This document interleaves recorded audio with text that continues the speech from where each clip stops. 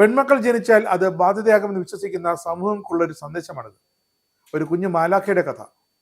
പൂനെയിലെ Ganesh tech medical care ആശുപത്രിയിൽ ഭാര്യയെ പ്രസവത്തിന് പ്രവേശിപ്പിച്ച ദിവസവേതനക്കാരനായ ഭർത്താവ് കുഞ്ഞ് ജനിച്ചതിന് പിന്നാലെ ആശുപത്രി ചിലവിനെ കുറിച്ച് ആശങ്കപ്പെട്ട് അവിടുത്തെ ഡോക്ടറെ സമീപിച്ചു. തൻ്റെ കഷ്ടതകൾ പറഞ്ഞു. ബില്ലിൽ എന്തെങ്കിലും ഒരു കുറവുണ്ടാക്കി തരണം. അപ്പോൾ ഡോക്ടറുടെ മറുപടി ഇതായിരുന്നു: നിങ്ങൾക്ക് ജനിച്ചിരിക്കുന്ന ഒരു മാലാഖയാണ്. മാലാഖമാരുടെ പിറവിക്ക് ഞങ്ങൾ ഫീസ് ഈടാക്കാറില്ലെന്ന്. കിടപ്പാടം പണയം വെച്ച് മകളെ ഡിസ്ചാർജ് ചെയ്യേണ്ടി വരുമെന്ന് കരുതി ആകുലതപ്പെട്ടിരുന്ന ആ ആധിയോടെ നിന്ന അച്ഛൻ ആ ഡോക്ടറുടെ കാലിലേക്ക് വീണു. ഈ വാർത്ത പുറത്തറിഞ്ഞത് പൂനെയിലെ IAS ഉദ്യോഗസ്ഥനായ D. പ്രശാന്ത് നായർ സോഷ്യൽ മീഡിയയിൽ ഇത് പങ്കുവച്ചപ്പോഴാണ്.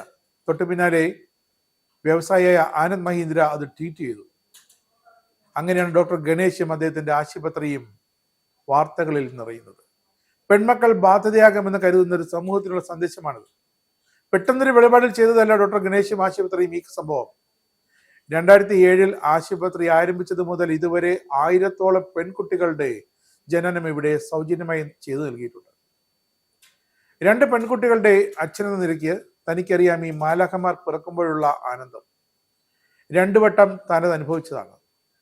ഈ ഡോക്ടർ ഒരു മാലാഖയാണ്. യഥാർത്ഥത്തിൽ ഈ ആഴ്ചത്തേക്കുള്ള നിങ്ങളുടെ ലക്ഷ്യത്തെക്കുറിച്ചോ പ്രവൃത്തികളെക്കുറിച്ചോ ചോദിക്കുന്നതിനേക്കാൾ എത്രയോ മഹത്തരമാണ് ഇത്തരം ഒരു വാർത്ത താൻ പങ്കുവെക്കുന്നതെന്നാണ് ആനന്ദ് മഹീന്ദ്ര തന്റെ ട്വീറ്റിൽ കുറിച്ചത്.